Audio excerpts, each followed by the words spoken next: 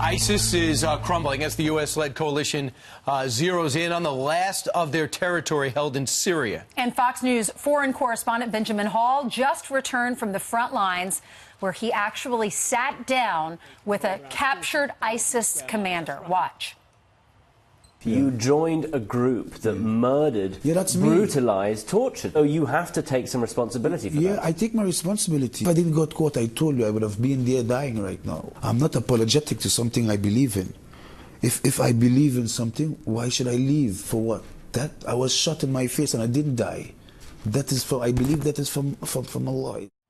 Here with more is that man who interviewed him, Fox News foreign correspondent Benjamin Hall. Benjamin, that ISIS commander, unapologetic. And glad he did it. Yeah, you hear that story across the board. It was in the name of Allah. It's permitted by the Quran. He specifically spoke about stonings being permitted, brutal deaths, mutilation. And we also spoke to him about the future, which is what everyone's talking about at the moment, whether ISIS can come back, had they been preparing. And here's what he said. Did you see them preparing maybe for an insurgency as they towards the end when they knew they were going to lose?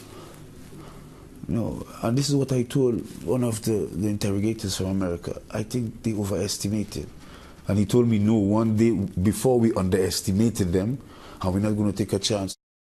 He speaks English because? He's from Trinidad. He's one of the many fighters who comes from that country. In fact, the highest per capita of any nation in the world come from Trinidad. You were there in the beginning. You were the first. Before you even started working at Fox, you were behind the lines. You watched the rise of ISIS. What's changed? You know, I was sitting here when we talked about the ascendancy. And going back last week, we hoped that that would be the end of it.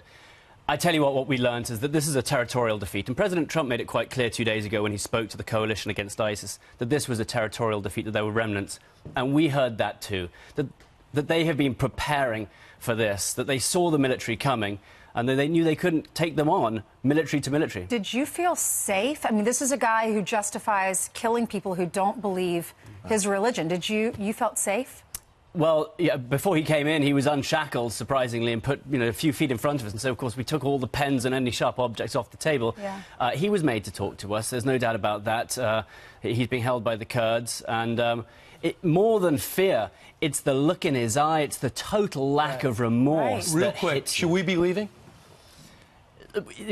It's the opinion of everyone I've spoken to on the ground that no, we shouldn't be leaving. We need to transition. We don't need to do the heavy lifting anymore. We can take out the big pieces of artillery. We can take out, the mortars and whatnot. But we need a presence on the ground because ISIS thrive on chaos.